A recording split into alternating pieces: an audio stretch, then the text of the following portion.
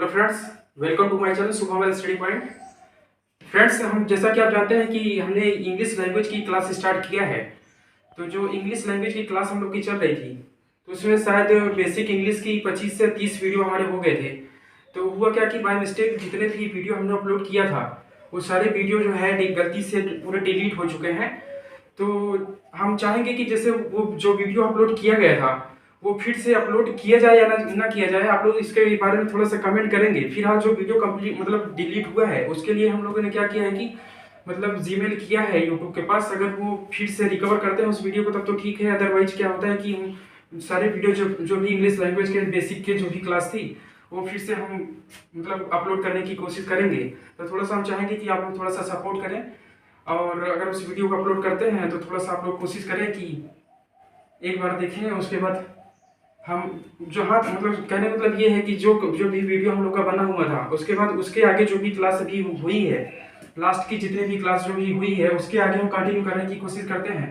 तो हम थोड़ा सा लास्ट के वीडियो के बारे में अगर जैसे बताना चाहें, तो हम मतलब ए से जेड तक जो भी अल्फ़ाबेट होते हैं, प्रत्येक अल्फ़ाबेट का जो भी एक एक लेटर्स होता है, हर एक लेटर्स का एक अपना अपना क्या होता है कि प्रोनाउंसिएशन होता है। तो हर एक लेटर का प्रोनाउंसिएशन अलग होता है। तो जो लेटर होता है उसका प्रोनाउंसिएशन जो होता है, उसका रूल क्या होता है, किसी भी लेटर का प्रोनाउंसिएशन जब होता है तो उसका रूल क्या होता है कि मतलब कहने का मतलब जब कभी भी आप पढ़ते हो इंग्लिश, तो उसमें जो वर्ड आते हैं उसको आपको पढ़ने का तरीका क्या है, कैसे आप उसको पढ़ेंगे, उसका रूल क्या है, तो उसी के बारे में हम बात कर रहे हैं। तो जैसे अगर देखा जाए तो लास्ट के वीडियो हमने बात किया था ई का उच्चारण कैसे करते हैं।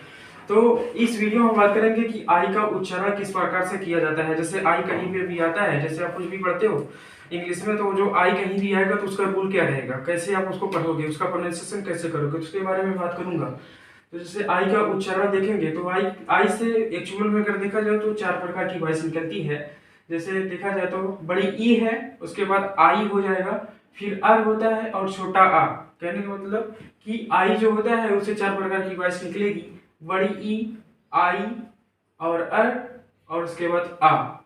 तो अब इसके जो भी रूल हैं, जैसे ये जितने भी साउंड हैं, ये साउंड के प्रत्येक अलग अलग रूल हैं। तो सारे रूल को हम अच्छे से अभी क्लियर करते हैं। अगर आप सही से देखेंगे माइंड को कंसंट्रेट करके, तो आपको समझ में आएगा। उसके बाद आपको शायद पढ़ने में कोई दिक्कत नहीं होगी। तो देखते हैं। जैसे फर्स्ट रूल ये है कि आई से शुरू हो या फिर दो व्यंजन के बीच में अगर आई हो, तो क्या होगा कि हम उसको बड़ी ई पढ़ेंगे। फिर से देख लीजिए, आई से शुरू हो या दो व्यंजन के बीच में अगर आई हो तो हम उसको बड़ी ई पढ़ेंगे। एग्जाम्पल के तौर पे अगर देखें तो जैसे देखें सीट, सीट है, सीट है। उसके बाद एक मिनट, बड़ी ई नहीं होता है यहाँ पे, छोटी हम देख लेते हैं, छोटी ही होगा, सीट, छोटी इसको करेंगे। ठीक है, देखते हैं। जैसे देखते हैं सीट, उसके बाद यहाँ पे देखेंगे तो फिट हो जाएगा। और उसके बाद यहाँ पे देखिए आई पहले आ रहा है, हमने रूल में लिखा भी है कि आई से अगर शुरू होता है तो यहाँ पे हो जाएगा छोटी ई, मतलब इंडिया इसको पढ़ेंगे। उसी तरीके से इम्पॉसिबल या फिर इम्पैक्ट। ठीक है, तो लगभग समझ में आ रहा होगा। इसी तरीके से इसका रूल होता है। दूसरा अगर देखना चाहें तो दूसरा रूल ये है कि आई के बाद अगर व्यंजन हो, आई के बाद अगर व्यंजन हो और उसके बाद क्या हो, अगर ई हो, तब हम उसको आई को पढ़ेंगे आई, आई को पढ़ेंगे आई, जो एक्चुअल में पढ़ा जाता है। ठीक है, तो जैसे देखें WIFE लिखा हुआ है, तो ये जो आई आया है बीच में, इसको हम आई पढ़ेंगे पूरा फाइनली, ई नहीं पढ़ेंगे, आई पढ़ेंगे। जैसे वाइफ, उसके बाद दूसरा एग्जांपल देखें तो लाइफ, फिर उसके बाद देखते हैं तो लाइक होता है, फिर उसके बाद साइड हो जाता है और फाइन हो जाता है। तो इस तरीके से ये इसका रूल है। फिर उसके बाद अगर नेक्स्ट देखें तो तीसरा जो रूल होता है, तीसरा रूल हो जाता है कि शब्द के अंत में आई के साथ अगर आर ई हो, शब्द के अंत में आई के साथ अगर आर ई हो तो हम उसको अर पढ़ेंगे। शब्द के अंत में अगर आई हो तथा उसके साथ क्या हो, लास्ट में आर ई लिखा हो, तो उसको हम क्या पढ़ेंगे, आर पढ़ेंगे। एग्जाम्पल के तौर पे देखें तो जैसे WIRE, ये IRE आ रहा है ना, आई के साथ RE, तो आई के साथ अगर RE आ रहा है तो इसको हम पढ़ेंगे क्या, आर। तो जैसे देखें वायर, वायर। उसके बाद फिर दूसरा देखें तो अंपायर, अंपायर। तीसरा अगर एग्जाम्पल देखें तो एक्सपायर, एक्सपायर। फिर उसके बाद और देखें तो टायर। इसी प्रकार से होते हैं।